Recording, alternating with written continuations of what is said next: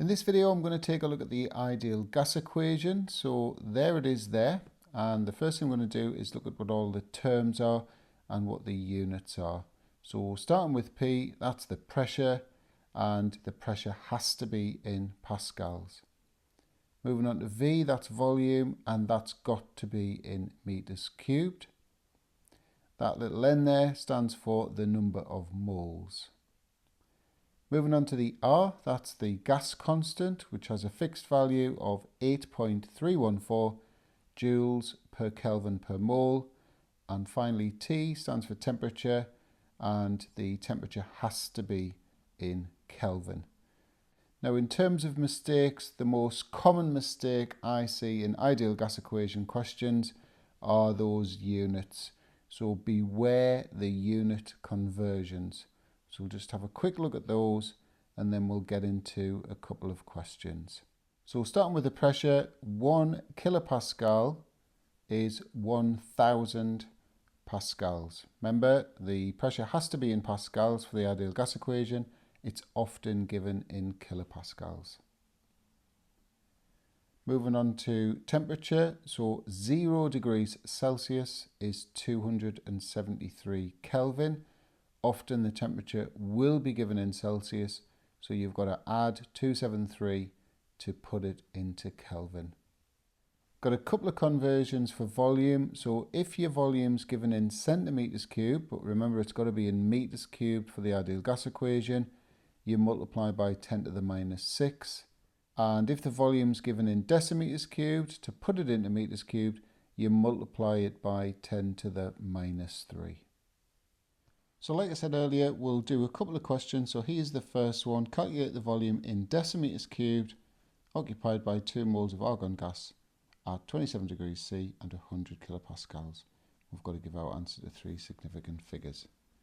So obviously the first thing we'll do is write down the ideal gas equation, PV equals nRT, and we want the volume, so we'll rearrange for V. V equals nRT over P. So we'll sub in the values now. So moles, we've got 2 moles. R is 8.314. That's on the data sheet, by the way, you don't have to remember that. Right, temperature, so it's been given in degrees C, but we need it in Kelvin. So we do 27 plus 273, which is 300 Kelvin. And we're dividing that by the pressure. So it's been given in kilopascals, but it has to be in pascals. So it's going to be 100,000 pascals. So there's the answer to that, 0.049884, but remember the volume in the ideal gas equation is in meters cubed.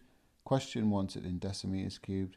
So to go from meters cubed to decimeters cubed, we multiply by 1000.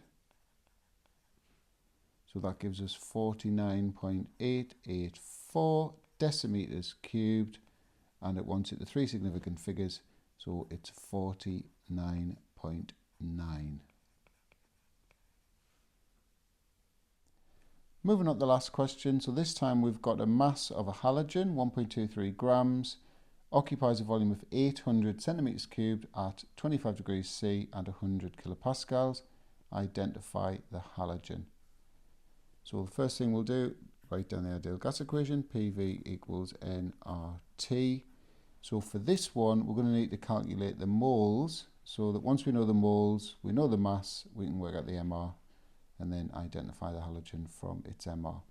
So rearranging for moles for N equals PV over RT, and we'll sub in the values, but remember, be careful with your units. So pressure, 100 kilopascals, is 100,000 pascals. The volume is 800 centimeters cubed, but we need it to be in meters cubed.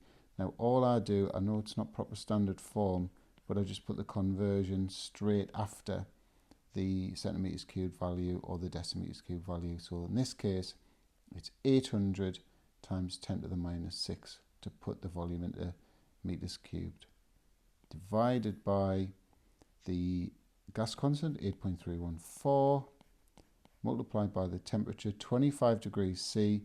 We can't have degrees C, we've got to have Kelvin. So we add 273, which gives us 298. So that's coming out at 0.0323 moles. So the next thing I'm going to do is take the mass, 1.23 grams, divide it by those moles, and that's going to give me the MR of the halogen. So there's the answer to that, 38.1 for the MR of the halogen. Remember, halogens are diatomic molecules. The halogen is fluorine. Hope that was helpful, and if you haven't already, please like and subscribe.